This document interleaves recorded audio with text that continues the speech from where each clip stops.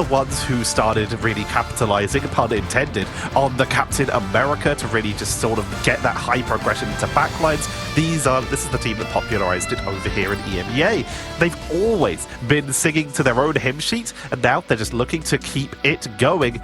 And it looks like we're going to be sticking with the traditional roster here, still not seeing Melia.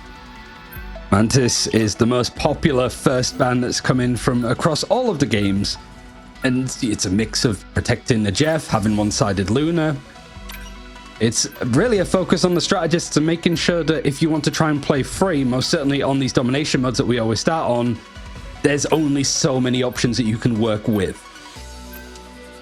Ultron going to be taken out and also protected, so still guaranteeing themselves the one-sided. You already talked about how they did bring it out, comboing it with the Human Torch in that second round of Spider Islands, but in this case, going for Krakoa, a map where there are some very good positions for flying characters, especially on that central grove, where you can really get some great value out of that flying character. On the other side, one-sided Luna going to be picked up for Chopped and banning out the Torch to prevent that double flyer. There's still other options. Psylocke, I saw somebody saying it in like the YouTube comments the other day of just like, we really didn't see any Psylocke. The day that we were casting on day one, it just seemed to be not really much of an option. But yeah, you've still got stuff like the Phoenix to work with, but I do like the Invisible Woman ban. It's a character that seems to have a lot more manipulating factors, but a one-sided Invisible Woman and a one-sided Ultron, that seems brutal for Chop to be dealing with. Citadel are really hyper trying to commit to giving themselves a one-sided setup that is going to give them the advantage in the air. They have themselves that Ultron, and now they have themselves a barrier from the Invisible Woman with that Guardian Shield to keep that Ultron safe and keep the pressure on. While they don't have the damage boost from Mantis, they might have been looking at the Jeff, for an example, to really help capitalize, keep the healing going. They might be looking at a Cloak and Dagger for a little bit of a damage boost, or they may have even been looking at Adam Warlock, who so far has not been touched, but there are some points on this map where Adam Warlock really struggles to find safe positions. That's less of a big deal these days because of the buffs he's received, but it is still important. You don't want to be in a situation yesterday where one of the teams on Midtown gets absolutely bopped while trying to cast a Karmic Revival on the point. Pick your hero. Just ending with a Magneto ban in the end too, knowing that the Phoenix was protected, that Jean Grey, so making sure that Meteor M End Song Inferno combo to just smash on. Certainly when you're playing and contested a point, everybody's gripped up. Two ultimates that pretty much destroy anybody in this vicinity that you're aiming at. Kind of makes sense that they want a gun for it, but it is mostly the strategists that are hitting these drafts. And even though it's not a protect over from the Jeff, it's still a one-sided Jeff that's going to be coming in over onto the side of Chop, so they still have that to work with. And they've shown that they're flexible enough when it comes to the characters. It's more of a case of like, what's Crazy Kitty going to play now that he doesn't have that option for the Ultron? Very good question. Also, it very much depends on what section of this map are we starting on. So many different points. I just talked about the Adam Warlock earlier. There are certain points where he gets value, certain ones where he doesn't. There are certain points where the Punisher can absolutely do insane work, but could struggle on others. So the question is, where does Crazy Kitty start us here? You were talking about Psylocke as a potential earlier, but you also mentioned Phoenix being high in the priority list these days. I do see an Adam being hovered by Vertigo, but of course, what do they exit the door with? Could be the first of many times that we see Citadel Gaming playing up against Chopped, a team that is trying to be giant slayers, frankly, in the top echelons of EMEA. But this is all about playoffs and pacing yourself, because Lord knows you might run into each other in those bigger games. That's what happened last time. Now, first engagement is Citadel trying to come through with the portal in order to cut across where Chopped want to play, but they've just kind of rushed right past them, sitting on the point. In 5 seconds, it'll open up. Using the advantage of the Jeff speed bubbles to get themselves onto the point fast and not getting themselves caught out with the portal. They also have that symbiotic shenanigans and the Calm and the Soul Bond from Vertigo, making the most of the point where this is a great Adam objective point because you can revive underground, then portal back through. Enzo dropping low as the main person pushing onto the point here, but the healing output is good. Alex keeping the team topped up. Ken sitting a little bit further back. Pokey right now is trying to duel this guy, but Tuzi is trying to keep the pressure onto them and Tanuki. Oh, you do actually have the It's Jeff ultimate for Crazy Kitty, and you actually have control of the point too. So Citadel Gaming, they're really wanting to try and push this and pull out the ultimates as soon as they get them. Rage of Ultron's going to be used, and there's the It's Jeff going to be thrown down. Eye of Agamotto, a lot of ultimates grabbed quickly because of this brawl, and Citadel Gaming, they had a choice to make whether they were going to try and back out and reset or just farm up these ultimates as quick as they can and use them. The unfortunate truth, though, is that Comet Revivals allowed this to come back, and the Galactic Legend just on top. It was pretty much straight out of the gates. Chopped and Citadel taking chunks out of each other, but it's a judo throw back into the favor of the team that had the point. But look at the amount of ultimates that were utilized. They used the Karmic Revival, Galactic Legend, and that Psionic Seduction from Beetle. Citadel Gaming, though, they still have Galactic Legend, and they have a God of Mischief, so they effectively have any strategist ultimate that they want to utilize here. This gives them the opportunity for a more neutral flip if they can hold on to these ultimates, or to go in a little bit more aggressively to try and commit. But if they can take this back while holding their ultimates, then they will have them for a more defensive hold and could really start to catch back up here as Tanuki begins to pressure the backline.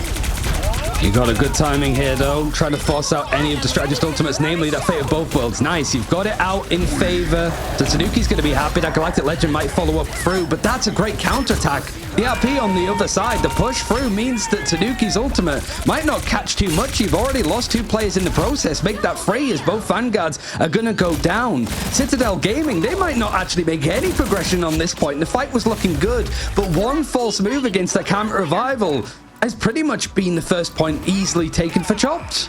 They've abandoned it. They were looking to Portal. Ken swapped over to the Strange, but cancelled it out. They don't want to burn through all those cooldowns. Instead, moving over to the Adam Warlock, seeing just how much pressure it did add, and making it so that they can potentially build some charge, depending on where the second point was.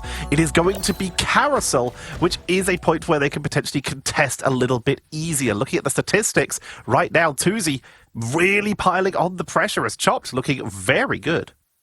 Looking incredible, really.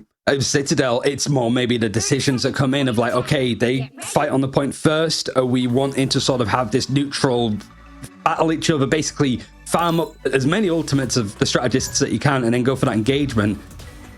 Really, it's just more of that case of one team running the Adam Warlock, and it's not non-mirrored either. There is still the option for Citadel to run with it if they wanted themselves, but instead opted for stuff like the Loki instead. Looks like they might be doing it so this time as Ken has moved over to that Adam Warlock to match that on the mirror, get those extra revives in. We'll see how well they're able to execute on this. Tanuki moving off the Star-Lord brings out the Phoenix, and we'll go for another attempt at a portal engagement, this time from Chop, seeing if they can get a bit of a one-sided setup here. The portal catches no one. What does this try and send someone off the map?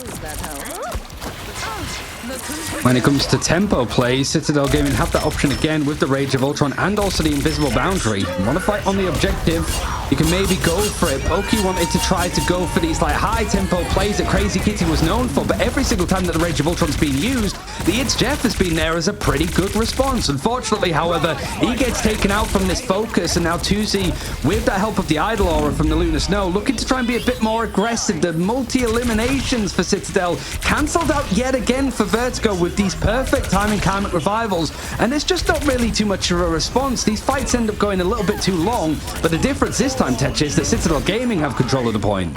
And also they're building up their own Karmic Revival, dodging the media M, one through the portal, one just tanking it. Enzo takes out Tuzi, DRP falls, and the revives have simply provided more food to the front of the Citadel Gaming front line as they are able to clean on out and finally hold control. A Phoenix did come out there with Ensong Inferno, but hey, it's fine. They can build it back up. It seemed like a bit of a fat finger there. That could be costly, genuinely, because I think that the ultimate economy has looked quite good for them. You've got 70% on your own Karmic Revival, but that's a big ultimate to try and scare back stuff like this. The Sign of Seduction coming out very quickly. 4 players pulled in, and then just alongside, you've got the Feast of the Abyss and everybody from Chopped cutting through their opponents, taking the point very cleanly, forcing a complete reset from Citadel. I'm not going to say that that's Tanuki's fault with the fat finger the ultimate. That's just dismissive at best, but that could have been helpful in those kind of instances.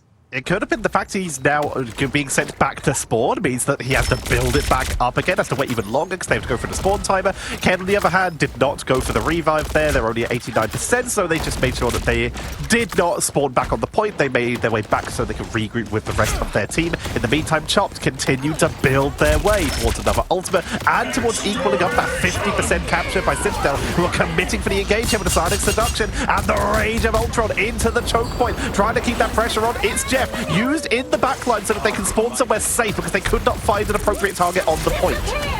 It's pretty much been the go-to. Every time the Pokies pulled out the Rage of Ultron, you've got the Jeff going under and healing everybody in and around him too. That combination as well with Venom, these connections making it really pesky for Citadel Gaming to want to play together. Endsong Inferno for Tanuki is ultimate that's good to go and ready. He's very low HP, and in that time, Tusi's actually cleaned up on free with the help of Beetle. This is looking a little bit dicey, but there's the camera revival to bring everybody back. But I still think this forward aggression from Chopped, the numbers are still into their favor.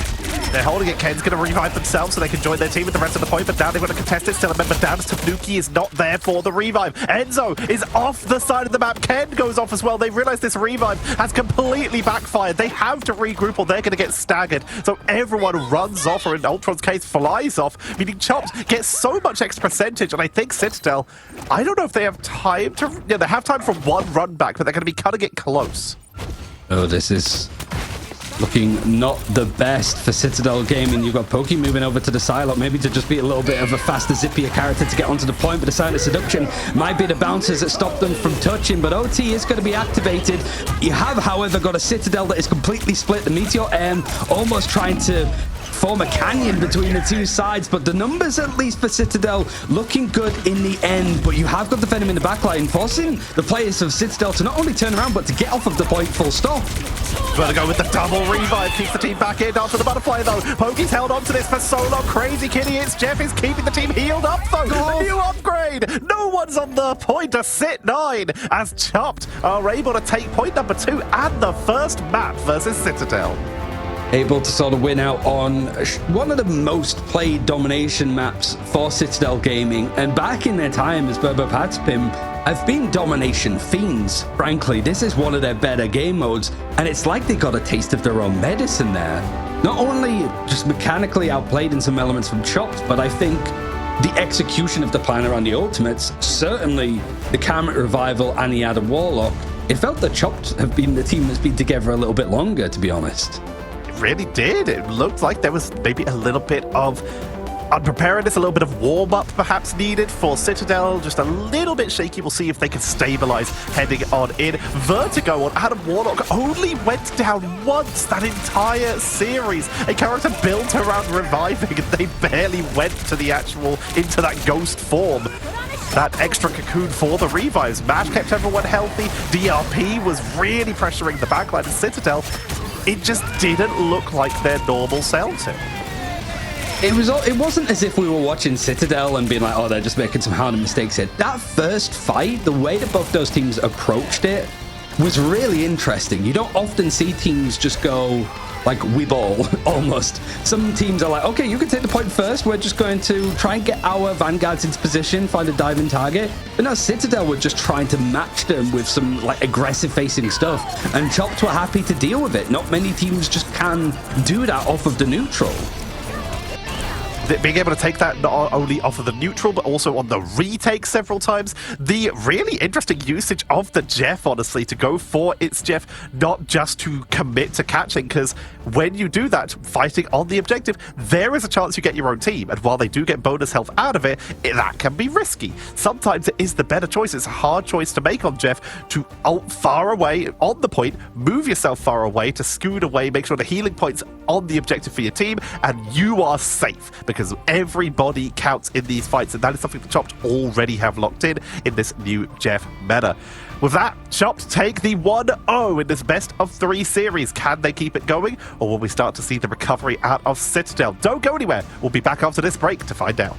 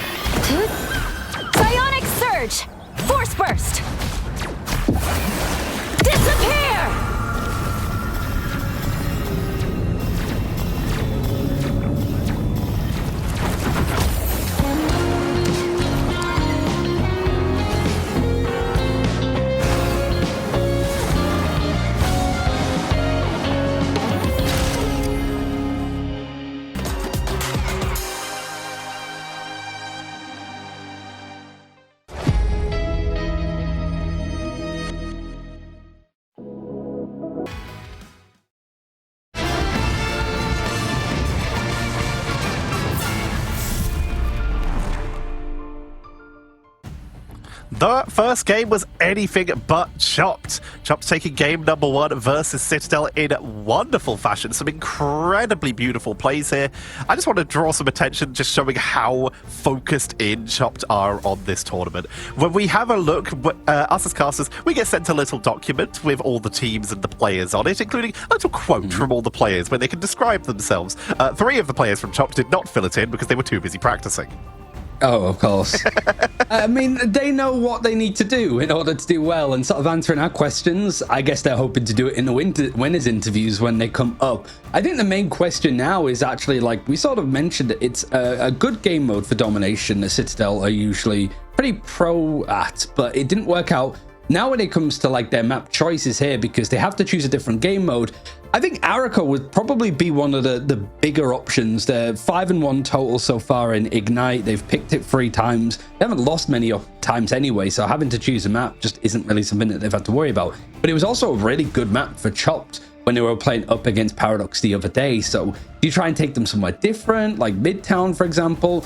But we know that those other full sort of payload maps, the convoys, it feels like that's where the triple Vanguard, triple strategist comes out, and that feels like it's a whole different kettle of fish meta-wise to deal with. It's also, though, like you say, where Citadel have had some of their most fun wins. While we did see Chopped go a little bit more creative with some of the heroes yesterday, with stuff like the Angela, this is where Citadel have traditionally brought out stuff like the Black Panther, a character who did receive a little bit of a team-up difference, with the Hulk also getting quite high up in priority. Once you've broken that first point, if you can break the spawn hold, then the potential to move over to a more of a Hulk name or BP's composition, for example, could be incredible on that second point, where those hallways make it so hard to face off against King T'Challa. Chopped taking a surprise map 1 against the champions of EMEA Ignite. You're not holding on to titles for this game in particular, but you don't want to be sent down to the losers bracket a la Virtus Pro in stage 1 against Rad. So now is Yggdrasil's path that Citadel Gaming have chosen. We kind of know the characters that are going to be well suited here. The Rocket Raccoon, the Doctor Strange. How much is the draft going to change? Because currently that first ban of Mantis isn't going to change at all. The Adam, of course, still incredibly powerful. Honestly, Mantis and Adam may be the key characters for this entire phase, while Jeff is just a little bit behind them, but they're so viable. Chopped, this time, different map. They had the opportunity for Citadel to pick the Captain America last time. This time, focusing and targeting it out. This does give Citadel the opportunity, if they want to get themselves a one-sided Adam Warlock. Interesting. I mean, that feels like it's going to be the place to go. But for Citadel Gaming, are you going to worry about the Jeff to an extent? So yeah, you're going to have the Adam on your side. You're attacking first too, so you don't need to really worry too much about stripping apart this defense, right? But I do think that you have to look at the elements of like DRP on the Venom. That team up with Jeff found so much value, Crazy Kitty. But also DRP, Beetle, and Mash that came from Peps. It's been a glow up since what we saw these guys do on that original Team Peps roster. This is some of the best form that we've seen from them individually. Absolutely. They really have just upgraded more and more and more as this team has progressed. Emma will get taken away, though. That is a big favorite for DRP as well, so we will not see that on the board. On the other side, one-sided Luna currently, if Chops decide to potentially ban it out, but still would first have the opportunity to protect it. Something to work with a bit more. And whilst you don't have Adam on your side, Loki's still available, and there's been a little bit of Adam Warlock Loki combos. Run a Luna Snow alongside it, you might be able to work with it, but you have also got to protect on the Invisible Woman, so triple strategy seems to be the way to be looking. And it's quite surprising how much of a different draft this feels in comparison to not only the first map, but just a lot of the drafts anyway, because they're so strategist focused. Seeing like the Emma Frost non-mirrored, we haven't really seen that much of a focus from it, at least these first couple of days of stage 2. The Venom is banned out against Citadel here, so an interesting little one-sided Venom potential, not going for that one-sided Luna potential that Chopped had the opportunity to lock on in here. Immediately, we are starting to see Tuzi looking at that Ultron. As we've already mentioned, both the teams do like to take to the sky every now and again, as Ultron slips completely through this draft unchallenged. Very different change. And already, I guess, for like Citadel coming out of the spawn doors, a Stone locked in, a Moon Knight seems to be the way to go. But I am curious on what the plan is for Chopped in this approach. You got some good experience up against Virtus Pro on this map and that whole strategy in Marvel Rivals Championship a couple of weeks ago in the Grand Final. But is there maybe with these teams the next level upon that, right? That in scrims there's maybe a potential answer. We might see that in play here. But it could be losers bracket time for Citadel Gaming if they don't get their act in order for this one. Chopped on the defense first. Doctor Strange, and I think there was a Rocket Raccoon too, means that they're hoping to get back into fights quickly if they lose them. They got the Ultron for a little bit of extra DPS while keeping some of that healing on the board. As here comes the initial push. Citadel going with a very much more traditional setup. Instead of going for that Storm Moon Knight, they decide to lead on the Storm Punisher, which actually might work out quite well for them here because of the duelist and because of that Ultron in the air. There is a big pickup though. Not going to be getting anyone at this stage as Tuzi will pick up first blood. Actually going over to the Punisher first. It was just a couple of anks, I think, from the Moon Knight, and then wanted to switch back.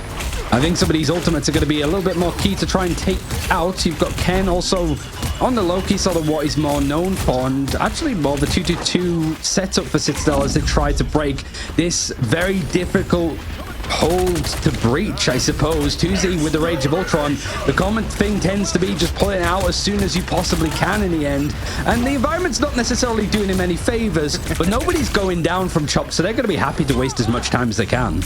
They're holding it together, they're delaying, the cart is barely moving. This is the opportunity for Chop to just try and zone him out. Citadel have gone for a traditional start. Media M coming in from DRP, getting completely blocked out. Tanuki will fall. Ayamagamoto on the counter to mix it up for Enzo as they try to push on through. DRP falls, but the BRB brings them back. Cosmic Guard Amplifier will get melted, but it's enough to buy the extra time that Chops need and keep that cart at this first corner.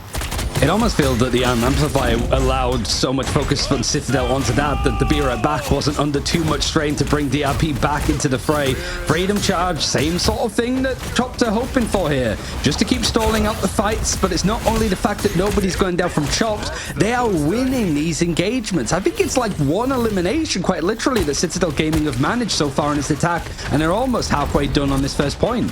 The delay is good. They started off with the group because this gives them the opportunity to try and zone out some of these vanguards and block them from the healing. Chopped, though, bringing the Ultron into bear is actually keeping everyone sustained because they can look over the wall. Rage of Ultron to try and sustain them, though, because it's not enough this time. Citadel find the opening and they just simply choose to out-damage it. Blasting through. It doesn't matter how much we try to block the damage. It doesn't matter how much they try to revive. It's just overwhelming DPS here as they try to set up for positioning. As, of course, Chops are going to try and portal back in. Nice block, actually. He's forcing the portal over the top. Oh, he's going down, though. Not quite. It was almost like a Looney Tunes moment of just hovering over the ground before you fall in, but Crazy Kitty's able to survive, and it does have an Eye of Agamotto. The invisible boundary is going to allow Chopped something to play around. Two players stunned, but they're going to be healed up by this Invisible Woman ultimate. Just trying to keep hold of this objective before it hits that first checkpoint, which honestly could be enough in its favor. Now you've got the Meteor M going to be thrown in distance, forcing a reset from Citadel Gaming yet again. 1 minute to go. Citadel Gaming, like you said, resetting, starting to back away. Ayamagamoto, immediately a fate of both worlds. Will delay that and make sure that no one else is coming down here. DRP being forced to walk all the way back. No more pause. That's a long way for a Magneto. Alex keeping the rest of Citadel Gaming topped up as Pokey is about to rejoin and keep this overwhelming damage on as we lose Crazy Kitty. What is left for Chop to try and defend this? They're running out of bodies as Citadel, with an overwhelming pressure, finally break that first hold. Gotta say, big shout out to Alex there. We did see the Eye of Agamotto used from Crazy Kitty that switched over towards Bucky, and it would have stunned 3 players if it wasn't for Alex using that Fate of Both Worlds to not only keep them CC unhit, but also to make sure that Tanuki and Ken didn't go down whilst that fight was happening, whilst they were stunned. That was the difference to allow them to push past this first point, and if they can keep this momentum going, they want to get past this U-turn. This is where the payload could get stuck quite a lot if the defenders get a good hold, and a Freedom Charge might allow this waterfall to come in, and that's exactly what the plan's going to be for Chopped. Struggling Prison to try and set up. Everyone is grouped together. The regeneration domain keeps them topped up, and once again, Chopped are starting to melt on through here. Citadel with the capitalization on that group setup and still holding on to that Omega Hurricane and the God of Mischief. They are staggering these ultimates extremely effectively, and Chopped just can't seem to take a fight. Yeah, Chop just wanted to go in guns blazing with the Freedom Charge, and it was just a Strangling Prison that shut them out. Still, whilst you got Pokey and Tanuki building up those ultimates, now both are available here for Chopped. If they want to go for a fight, they've got a lot to deal with, and no ultimates themselves to go in for this engagement. Silent Seduction trying to lock someone down, able to get the hit up with the Final Judgment and the Omega Hurricane both being overlapped here. They get the pickups, but is that both of their big DPS abilities being used a bit too early? Either way, it guarantees Citadel the second point, giving them an extra 2 minutes on the clock. Yeah, it was a good hold from Chopped on the first point of this defense, but after the second checkpoint, it felt that every fight, that experience potentially not quite there, because I'm sort of used to seeing first point holds all the way for, I haven't seen this part of the map in months, it feels like, Tetcher, because that's just the way the teams have been playing, and it feels that Chopped don't really have too much of a plan for it currently with what Citadel Gaming have been doing. The World Tree sits ahead of Citadel Gaming, something that they're quite used to seeing, but Chopped being forced to defend all the way back here, but they are now building up their tools. Finally, they have an ultimate advantage over Citadel. They just need to delay and deny for as long as possible so that when they actually pull the trigger, it matters, and they can prevent Citadel from getting a counter engage. DRP falls, though. Crazy Kitty crack and impact, but those regeneration domains make it more difficult, forcing a retreat. As the end song Inferno, Chopped pretty much maxing out all of the ultimates. It was just that Kraken's impact that was used, and then Song Inferno trying to put another slam down. Meteor M is the potential third button to throw at Citadel Gaming, but really they have just been holding out. It was that Fate of Both Worlds used, but everybody's still around just farming up these ultimates. And for Chopped, not sure what the go button is, because right now the small things that they've thrown in the direction of Citadel haven't meant much, and also that payload is still moving forward a couple of meters at a time. Bagamoto setting them up for the hard engage. Straggling Prison for the turnaround, locking them in. Beat on the first to fall. They overlapped ultimates, Mash and Vertigo, both with the strategist, allowing Pokey to just try and overwhelm them with the damage. Polly gets Crazy Kitty, but Pokey falls on the turnaround. With Crazy Kitty taken out, though, they can't capitalize to keep the resets going, meaning that this card is still getting bodies onto it. Citadel Gaming are reinforcing as fast as they can. Enzo finally being forced to retreat as everyone else is zoned away. Chopped, sort of the red flag moments, I think, when you have strategist ultimates lining up, but it works. I think they're going to take it. There's less than a minute to go now for Citadel Gaming, and Polly has been slowed down a little bit. Going to be resetting a little bit into the server after he was stalled out. But 2Z started that fight with the Enzo Inferno, has pretty much farmed up another one. And for Citadel Gaming, I think it's a case of getting that Final Judgment in hands for Pokey as soon as you can again. The Omega Hurricane's at the ready, but remember, a big chunk of that is bonus health. If Tuzi can time it well, then Tanuki may just have a useless ult here. Same for Alex. It's all about Eve. They can get that burst damage going. Crazy Kitty building towards the Kraken impact. Vertigo almost already at an invisible boundary as Enzo's on the flank. Needs a bit of healing, but is keeping the pressure onto Tuzi, trying to keep them on the flank. Invisible boundary forced out. Tanuki just going to be backing away manually, not wanting to get caught out in this fight. Fade of both worlds from Alex to capitalize to see if they can go for the mirror. Here it comes, Enzo Inferno, Meteor M for the blow-up. Alex is taken out quickly, as is Pokey, meaning that the mirror keeps it going. Crazy Kitty, reset number 1, reset number 2, it's a Loki clone, meaning they can keep this going. No, Meteor M will actually prevent the reset by blocking the shots, takes out Vertigo as well. One more reset from Crazy Kitty to keep it going, but Ayamoto on the turnaround. Beetle is keeping this in control of Chop, but Citadel will not give up as they portal back in. They're back into the fight super quickly, but it's taken all of the ultimates that they have. Pokey was the one that came in on Strange. He almost has his own Eye of Agamotto. 2Z forced to sort of back up a little bit, but these pot shots are going to do a lot of damage.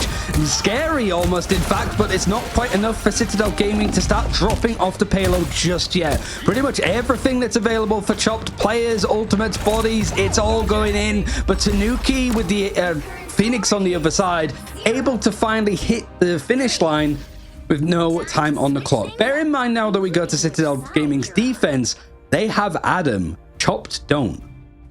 Which is hugely potentially important if they can get it locked in here. If they choose to go that path, it would be weird to protect it and not capitalize on it for now.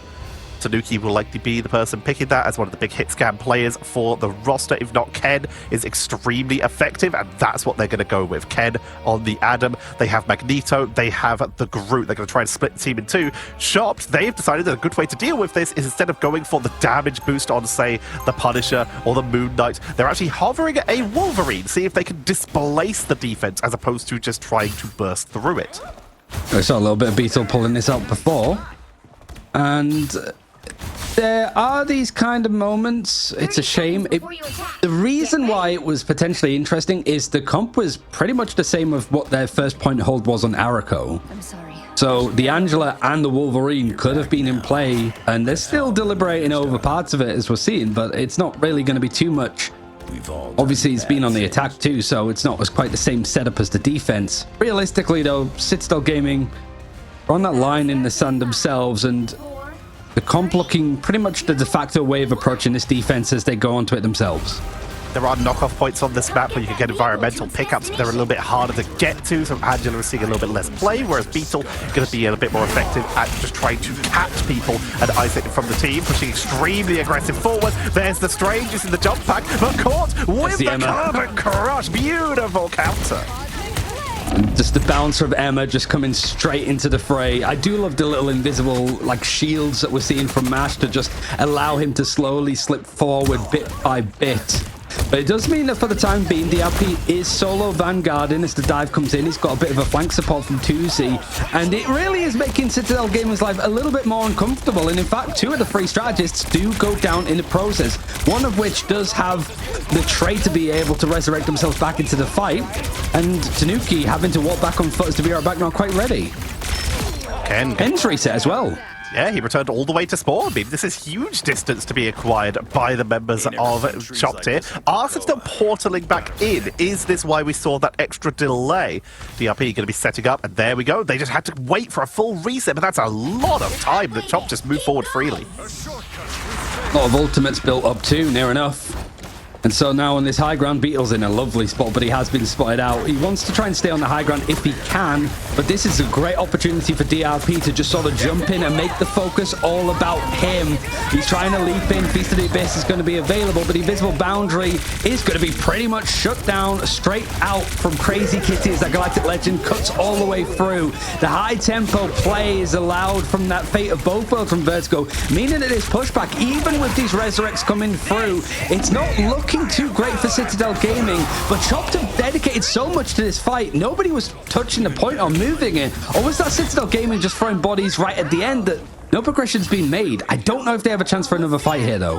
I don't think they do. They don't have Portal. Ken went down twice with Karmic Revival, so wasn't able to use it, meaning that there's no revives. They've swapped off it. They are moving over to the Invisible Woman, completely sacrificing their opportunity to capitalize off this Adam. Okay, Chopped have a pretty good answer. What they've experienced before a couple of times on this map. Citadel Gaming trying to sort of play a more conservative line, but it was pretty much dove on. DRP on this Venom has been tremendous. You can't even say it's the team up with Jeff that's making him look as good as he is. It's pretty much all on his lonesome. He is taking a bit more of a beating now, and with the Invisible Woman, Ken's going to try and keep him in place. There's the pull. That's what you really don't want to see. And Citadel actually winning this fight could be major because it's before they even get past this sort of like horseshoe. Chopped going for a potential swap here. Yes, they do. It's time for aggression. Seeing how Citadel have adjusted their composition, they decide they just want to break it. They bring it out the Captain America. DRP moves over to the Magneto. But at first, Enzo trying to catch anyone out of position early with the Silent Seduction. But no capitalization on it. It buys them time, though. And right now, time is so important for Citadel after Chopped were able to push through point one so quickly. Okay. Winning the head-to-head with the Phoenix, one that was very well known for animation cancelling with some of those melee combinations. Galactic Legend going to be used and pretty much shut straight down. But you have forced out a lot from this defense from Citadel Gaming. 3 ultimates, 1 from each of the main roles. And the combination, at least from the End Song Inferno Meteor M, looking good. It's going to buy a little bit more time. But this is such an uncomfortable area to try and attack for Chopped. It's all about that spawn door now. Chopped being forced to regroup as they are once again team wiped, but they are building up. Fate of both worlds, Media M, Song Inferno. They can now go for their own blow up. All that's there to stop them currently is Invisible Boundary. If they can target the Invisible Woman, that of course goes away, meaning that they have the opportunity right now to capitalize, and they're trying to make the most of it by piling on the pressure and threatening it with Beetle. Sort of reminds me of a shout out to Welsh Mania from Foot. He sort of made this position really useful in his part, being able to go for these flanks, but it is more route one, freedom charge as well, route one, to just try to fight past this point. But the Invisible Boundary almost giving incentive for Citadel Gaming to jump onto the payload and not be afraid to go buy some more time. Even if you do go out in the end, it's whether Chopped have the ultimates really holding on to them after you forced out the strategists. And right now, it still looks like Citadel are winning these longer games, but that's a hell of a Meteor M to come in from DRP.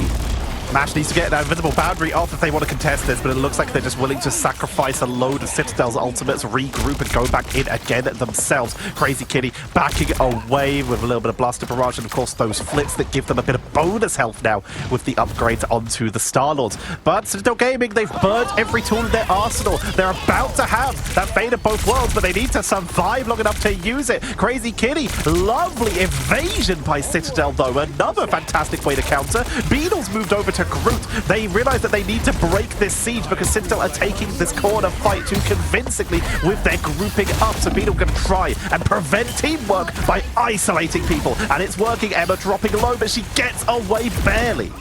This movement from Citadel Gaming and positioning is pretty much stellar. When they need to group up and deathball a bit, they will do. When they need to spread out, depending on what's happening, you're seeing it now, just splitting onto both sides. But an elimination onto one of your duelists means that Citadel Gaming might be forced to use some of these ultimates a little bit earlier, and they're going to use them pretty much at the same time. As soon as Pokey gets the end song, the Meteor M combo comes out again, and the Fate of both worlds allowing people to stay alive. Unfortunately, however, Beetle using the Strangler Prison just at the end of that strategist ultimate means that you lose out on another player, but there's still 5 alive for Citadel Gaming to keep things stalling and 30 seconds left.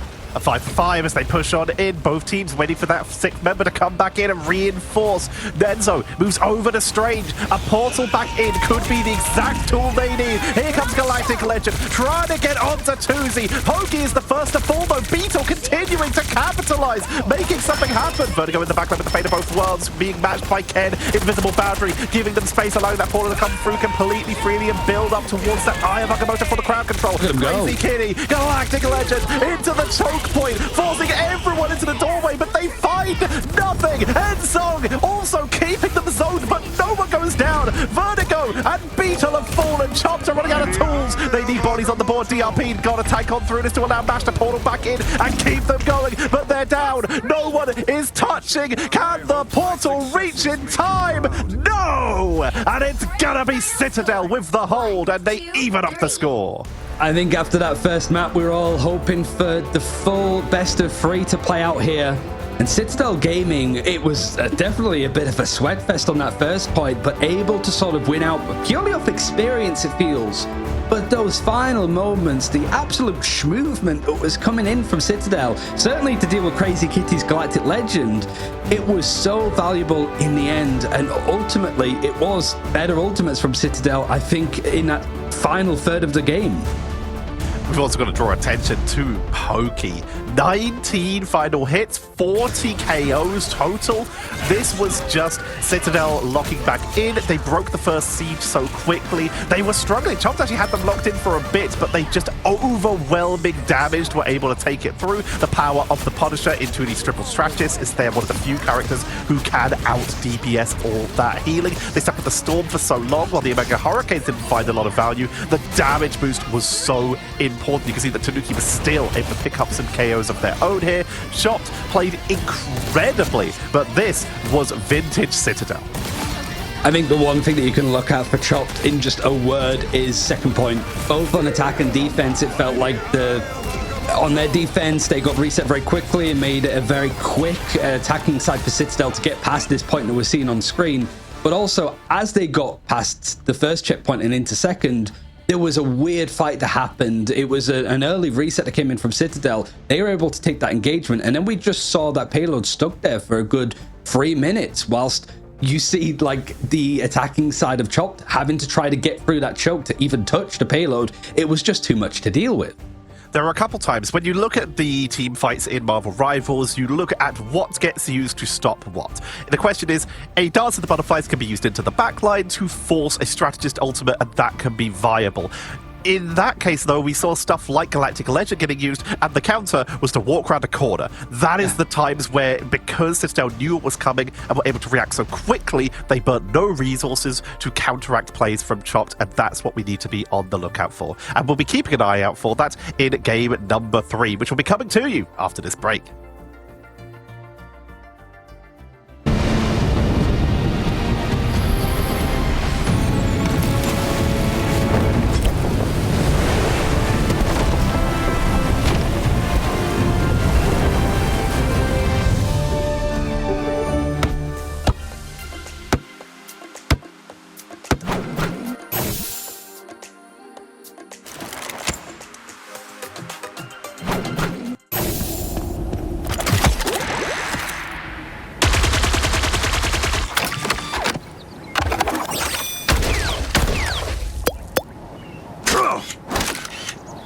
Smoke screen!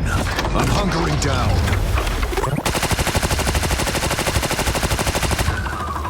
Judge! Jury! Executioner!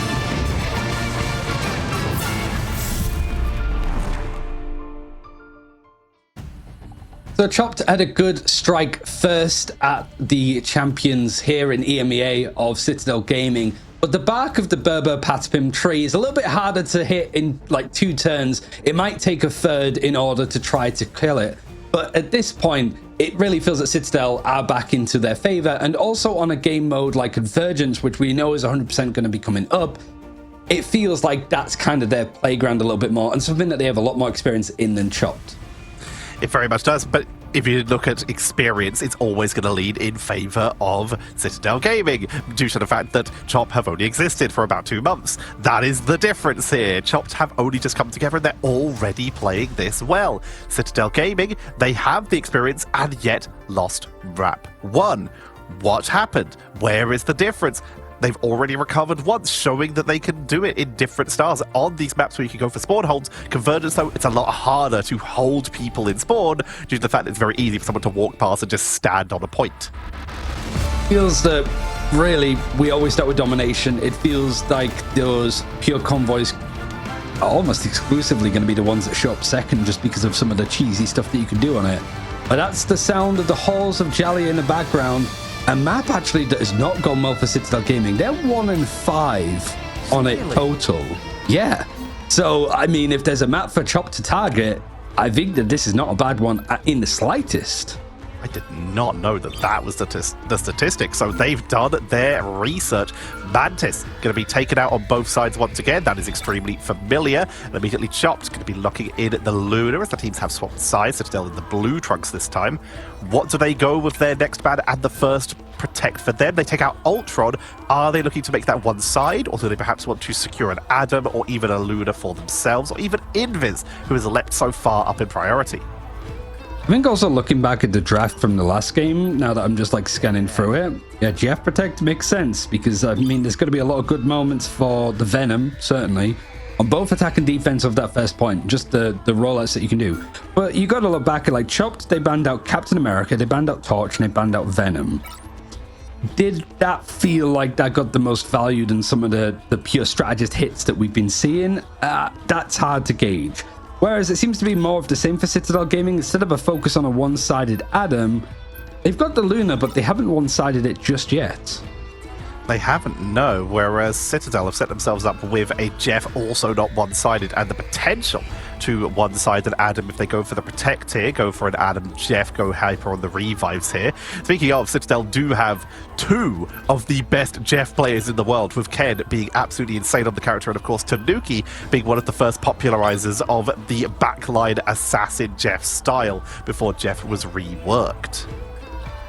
Emma Frost has been banned out on one side, so Citadel Gaming not going to have the option there, but they wanted to protect the Magneto. This is interesting. Like, it does sort of feel, you know, you sort of watch the Asia region a little bit, and a lot of the drafts tend to look the same. Everybody's sort of following from the same playbook.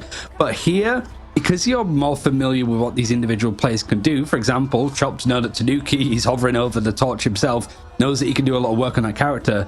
You might need to be a bit more selective with making sure that the carries can't do the work that they need. Protection onto the Invisible Woman, making sure that they have the option of both Invis and Luna. So even if they get Adam Warlock or Jeff banned against them as well, they'll have at minimum two incredibly high value strategists and then an option for either of the third strategist options. So what do we see? Do Citadel choose to take out the last triple strategist setup? They choose Magneto instead. Is that the only, I think it is, the only like non-mirrored character we see is the Magneto. Everything else that was protected is available for the other side to use themselves. I do think, however, that Chopped not having the Ultron, it sort of puts a little bit more stress onto Crazy Kitty, but having the Phoenix and the Torch, we saw this before, we saw them play it pretty well. Granted, it was the opposite way around, I think, at a point, when it was like Crazy Kitty wanting to play Torch and then Tuzi was on the Ultron, and it felt a little bit like you could swap that around and it would still work.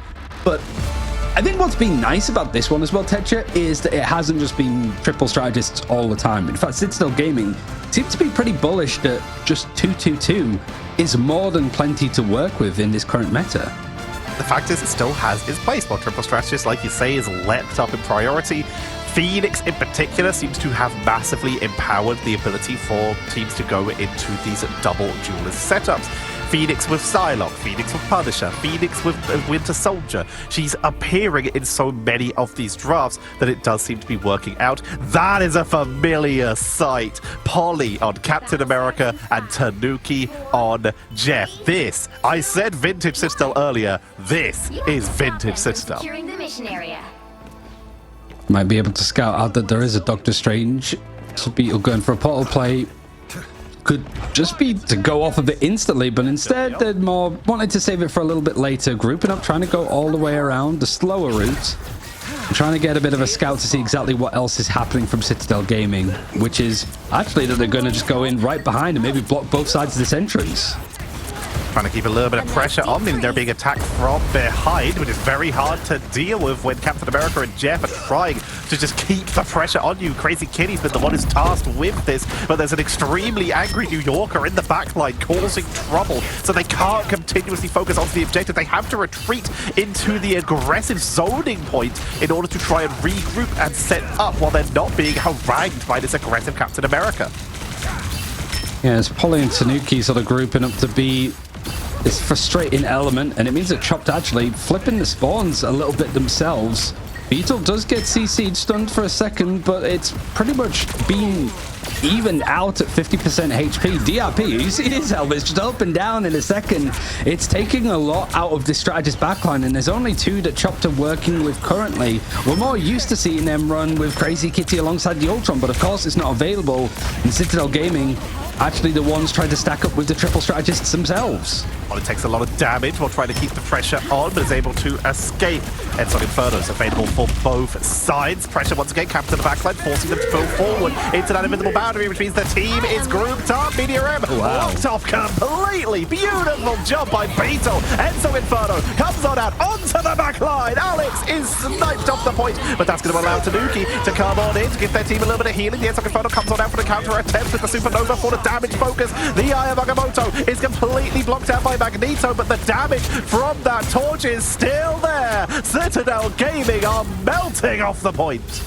This felt a little bit like that first fight on Domination, that just Citadel Gaming wanted to try to build up those ultimates, but they just sort of allowed Chop to get there a little bit further. Really good, like Fate of Both Worlds from MASH to survive that Meteor M from Enzo, but also people were really low on the attacking side of Chopped. If it wasn't for Vertigo bringing out the invisible boundary to make sure that DRP and MASH didn't go down, that could have been a very different fight, full stop.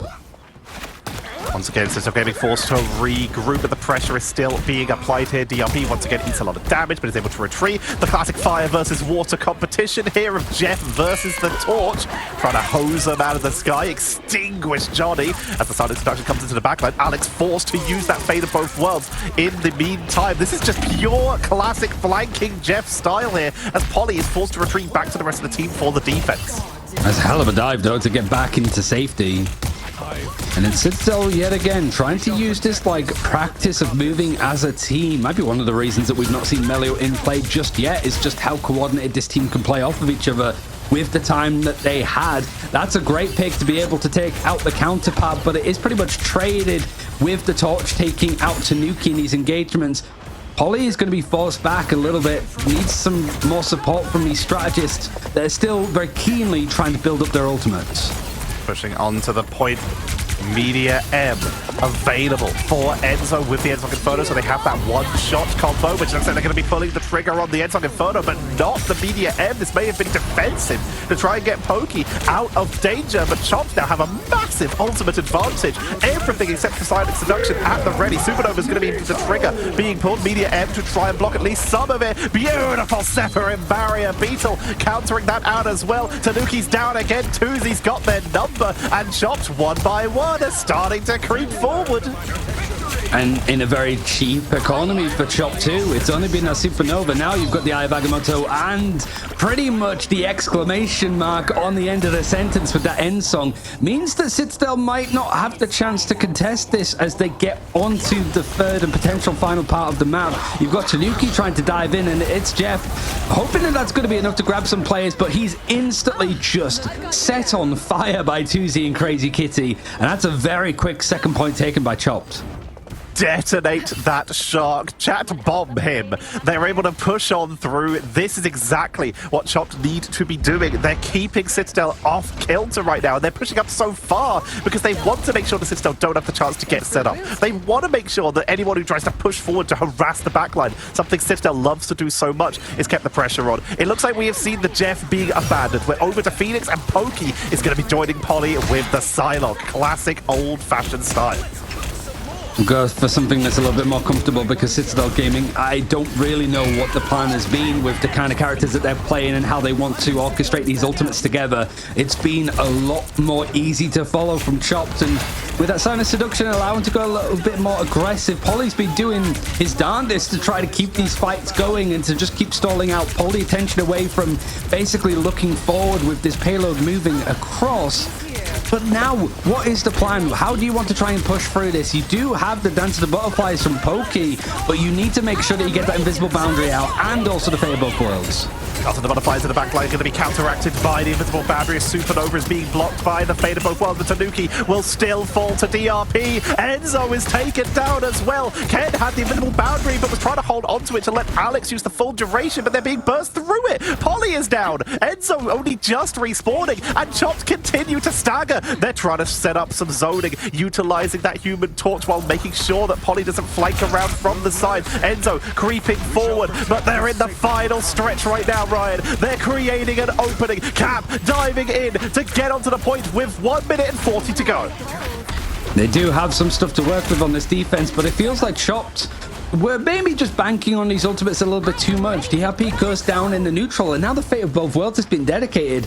Chopped actually finding to pick themselves means that this is a very even fight for them to win. It felt that they were maybe starting to back off a little bit, back into the sunset and just try to reset, go for another fight afterwards. But now this is getting scrappy. Citadel Gaming don't have much to fall back on if they get pushed towards the end of this map, but they haven't had to use many ultimates themselves. In fact, Chopped aren't really sure if they're in or out. And so Inferno to blast through the extra bonus health from the Captain America, but they survive, and it's the health over time, meaning that will refresh a massive long range Meteor M from Enzo. They're trying to push on through, and Chopped are off the board, heading back to spawn, and Citadel Gaming with a minute to go grasp onto life.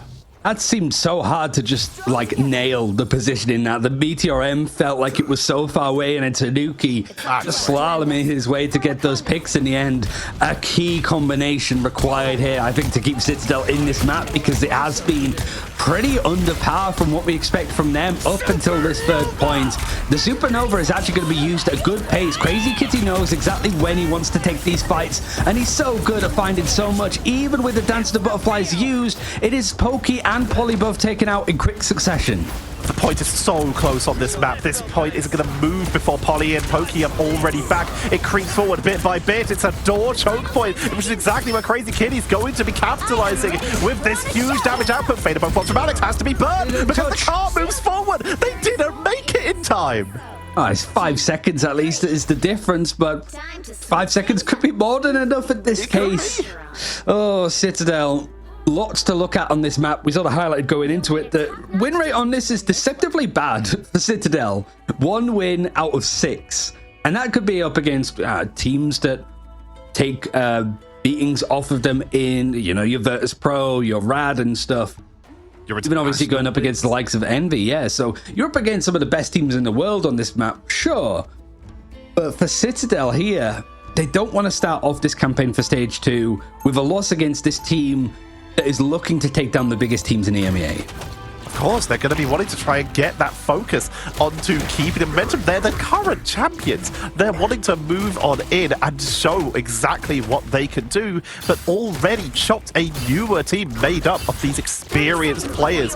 Players from all of these different rosters. Players from PEPS, we've already mentioned. A player from All Business, one from Join Kanda, one from Blood Carry Judo. They've got so much variety on this roster, and it's giving Citadel a lot of trouble.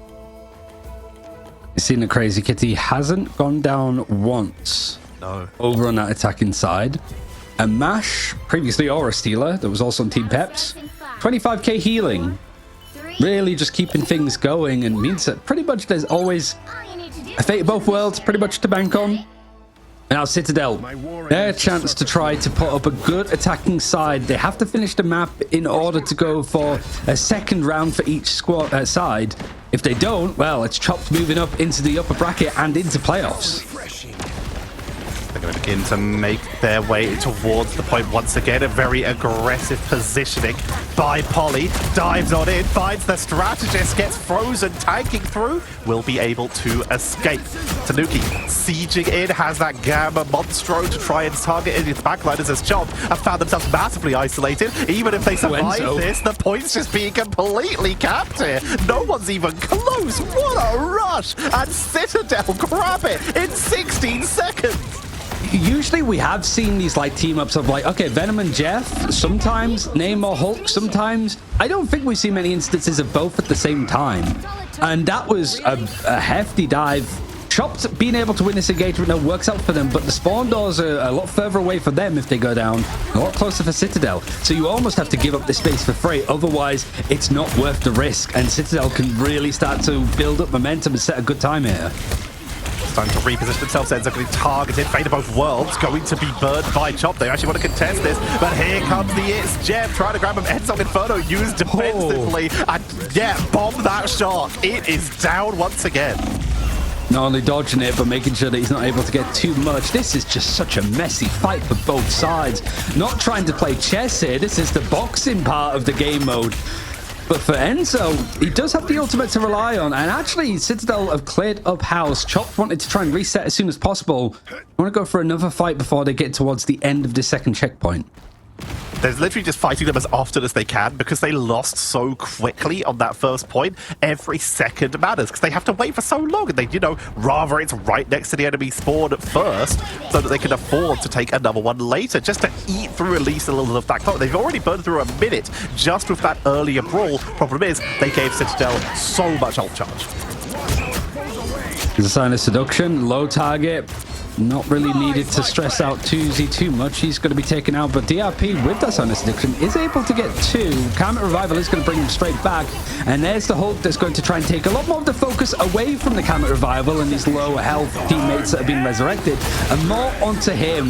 That is a big chunk of change that Polly's being able to bite out of the side from Chopped. They have to sort of give this up again.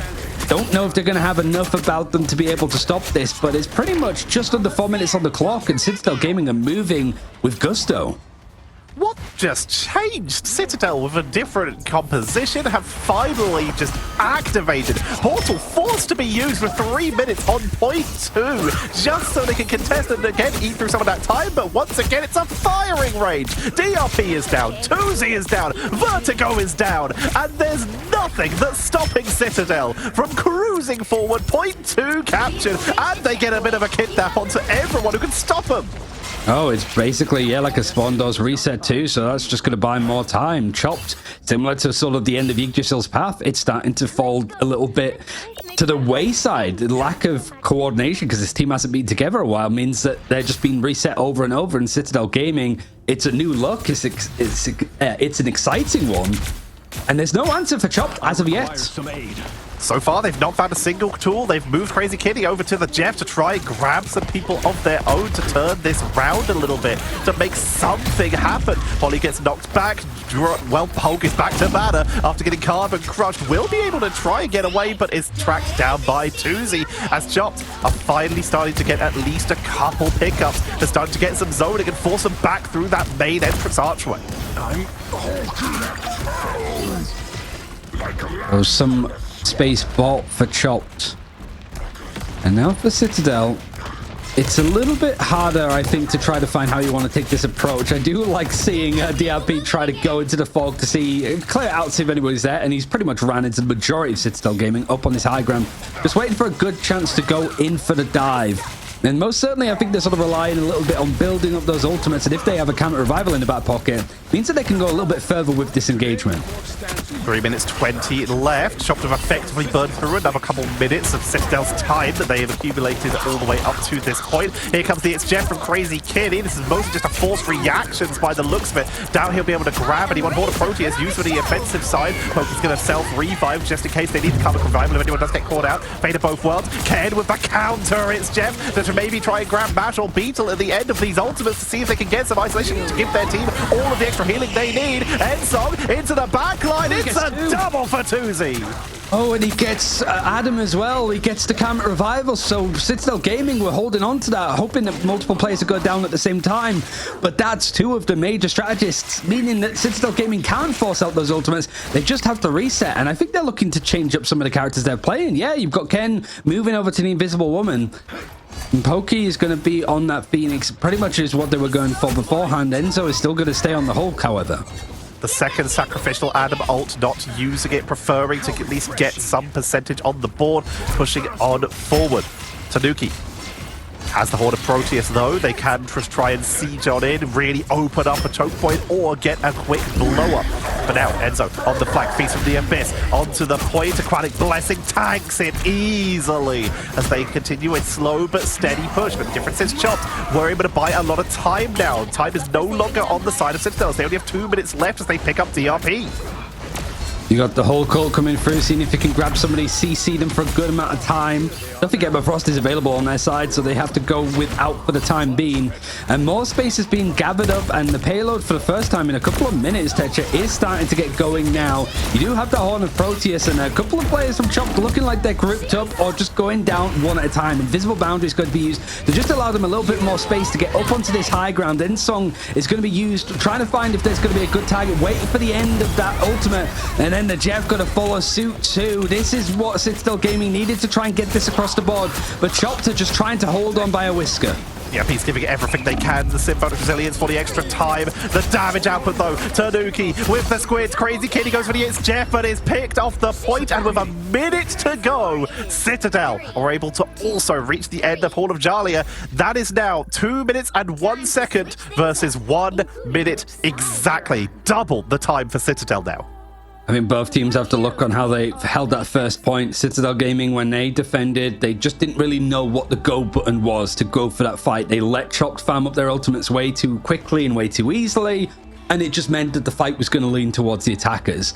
But Chopped, when they go into their defense next, they need to worry about what the hell hit them when Citadel Gaming leaped in with the Venom and the Hulk with both of those team-ups with Jeff and Namor.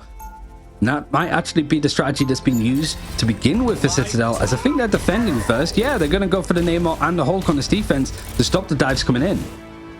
No Jeff though this time. They're going to be running Pokey on the Jean Grey here on the Phoenix. Alex sticking with Luna, Ken on Invisible Woman. They're just going with a standard 2-2-2 lineup here. Whereas Chopped, they are also looking to bring it back to basics here with a Winter Soldier and a Phoenix. Might also be a thing to highlight that the characters protected were the Luna and the Invis, making sure that maybe those two main strategists for the Citadel roster, they know what characters they're playing and they're not likely going to be changing them. Everybody else, however, musical chairs on what you're going to be going with. Beetle is on the Strange on this attacking side for Chopped. Are they going to go for the pole player? Or are they just going to do what they did last time? Just use your feet like normal people. We'll have to see as they're going to make their way out of the door. Defensive positionings by Citadel. As Chopped, looks like it is going to be a standard foot-based attack plan.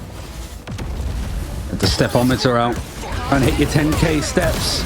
Pokey is trying to hit his ultimate. He's 40% already. He pretty much doubled it in the time that I was just yapping about stepometers. So now he's farming up stuff to a nice level. It's still a little bit behind for Tuzi, but he doesn't want this problem to come in again. You've got Chopped making that same maneuver, trying to basically get in behind where Citadel Gaming would be coming from on this defense. And they're trying to keep these bits of high ground, and it's pretty much free real estate for Tanuki to be sending these pot shots in, but a Hulk goes down. One of your vanguards of Enzo is out.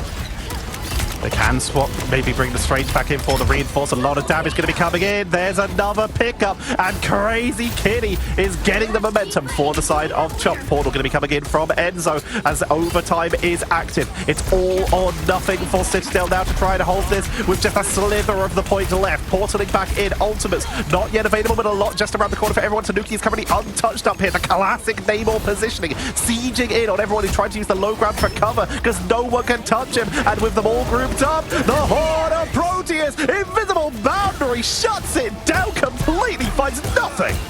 And it's also still a little bit on the point as well. So not only does it protect them from that Horn of Proteus, it gives them something to play around, at least for now, but it's going to be used on the other side, pretty much making the whole point the Citadel gaming place to hold. And then you've got the end song diving deep into Chopped. It's pretty good progression on the point. 88% is pretty much where it's going to be drawn in, and Citadel having 2 minutes to try to beat it.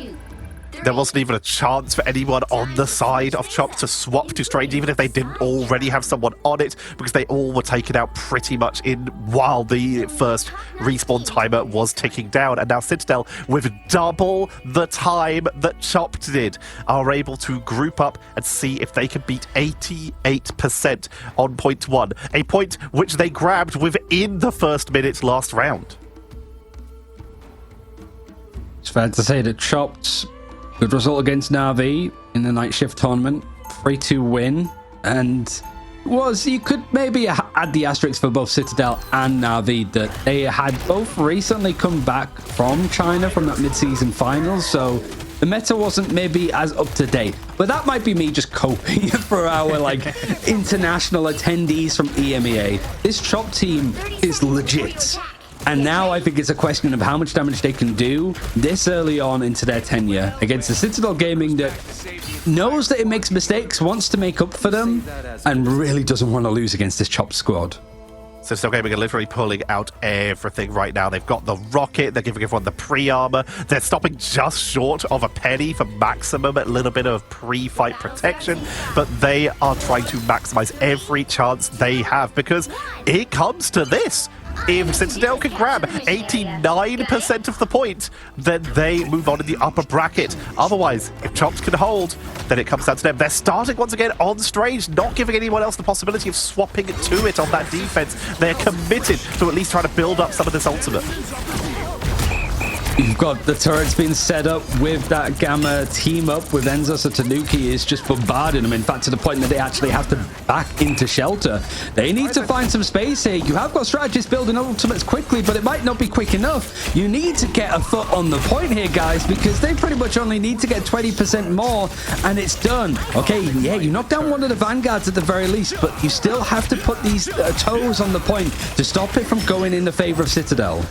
Using the tech where you can cancel your Cosmic Cluster to maximize a quick hyper speed shot. Go for the Isjef into the backline. Looks to try and see if they can sneak a strategist. They got both, but they're bombed completely. And Tuzi may have just saved Chop as they're holding on for the line. Enzo's dropping out. 56 seconds left. Citadel, it's falling apart. Enzo's fleeing. He needs to reset. He must reset because they can't go in as 5 or Chopped will be moving on. Oh, but it's tricky though. Look at the progression made. It was 66%. You have to shuffle it up a little bit more. So Citadel Gaming, they only need one good team fight here, and you forced out quite a lot in the end. 30 seconds, more than enough. You still got overtime to rely on if you need it. But I have to look at that Karmic Revival. It's available for Pokey. That's the win condition here. The Karmic Revival is what they have, and it's what they need. They have Fate of both worlds as well. Horde of Proteus. Here comes that Hulk with that indestructible guard for the extra protection. Beetle has the Eye of Agamotto, though. If they can catch the backliners quick enough, then they can maybe burn through them. Horde of Proteus onto the MJ, completely blocked out. Eye of Agamotto into the backline. Kraken impact! It's 2, it's 3. The Karmic Revival's bringing them back. The resets are still here, though. They can burst through it. It's an absolutely devastating defeat. But Citadel come back in for another go. Tuzi takes out Ken. Tanuki has returned one more time. But Crazy Kitty is going crazy on it. Taking the point 1 by 1. It's GG. And Chopped are able to hold, taking down Citadel. And Chopped continue to move on through the upper bracket. They managed to take down another giant of EMEA, pretty much the top 2, but doing it in Ignite in fashion and Crazy Kitty. We've been harping about this player as being such a standout now on this team in comparison to what we saw from him in Stage 1.